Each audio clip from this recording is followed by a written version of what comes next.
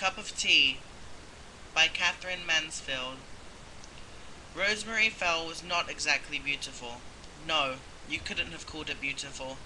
Pretty? Well, if you took her to pieces. But why be so cruel as to take anyone to pieces?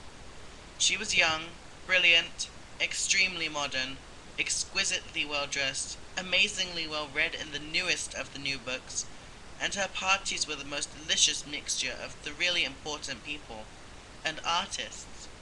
Quaint creatures, discoveries of hers, some of them too terrifying for words, but others quite presentable and amusing. Rosemary had been married 2 years. She had a duck of a boy. No, not Peter. Michael. And her husband absolutely adored her.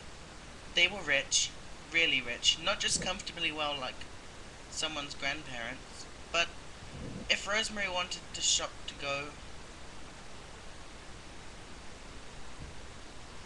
Whoops. But if Rosemary wanted to shop, she would go to Paris, as you and I would go to Bond Street. If she wanted to buy flowers, the car pulled up at the perfect shop in Regent Street, and Rosemary inside the shop just gazed in her dazzled, rather exotic way and said, "I want those, and those, and those. Give me 4 bunches of those, and that jar of roses. Yes, all the roses in the jar. No, no, lilac. I hate lilac. It's got no shape." The attendant bowed and put the lilac out of sight, as though this was only too true. Lilac was dreadfully shapeless. "Give me those stumpy little tulips, those red and white ones," and she was followed to the car by a thin shop girl stabbering under immense white paper that looked like a baby in long clothes. One winter afternoon, she had been buying something in a little antique shop in Curzon Street. It was a shop she liked. For one thing, one usually had it to oneself. Then the man who kept it was ridiculously fond of serving her. He beamed whenever she came in. He clasped his hands. He was so gratified he could scarcely speak. Flattery, of course. All the same, there was something.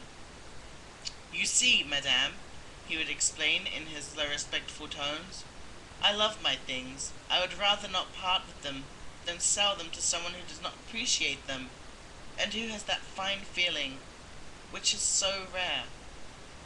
And breathing deeply, he unrolled a tiny square of blue velvet and pressed it on the glass counter with his pale fingertips.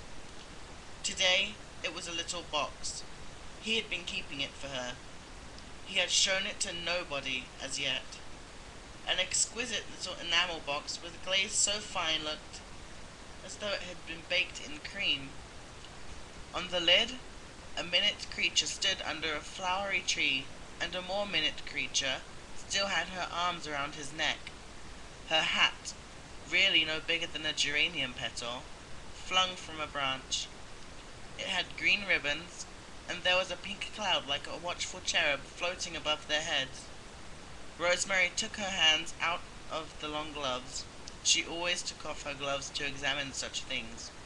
Yes, she liked it very much. She loved it. It was a great duck. She must have it. And turning the creamy box, opening, shutting it, she couldn't keep noticing how charming her hands were against the box. The shopman, in some dim cavern of his mind, may have dared to think so too, for he took a pencil, leaned over the counter, and his pale, bloodless fingertips crept timidly towards those rosy flashing ones as he murmured gently, "If I may venture to point out, madame, the flowers on the little lady's bodice." Charming!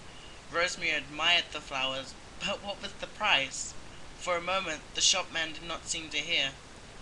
Then a murmur reached her. 28 guineas, madame. 28 guineas! Rosemary gave no sign. She laid the little box down. She buttoned her gloves again. 28 guineas! Even if one's rich, she looked vague. She stared at a plump tea kettle like a plump hen above the shopman's head. Her voice was dreamy as she answered, "Well, keep it for me, will you? But the shopman had already bowed, as though keeping it for her was all any human being could ask. He would be willing, of course. to keep it for her forever.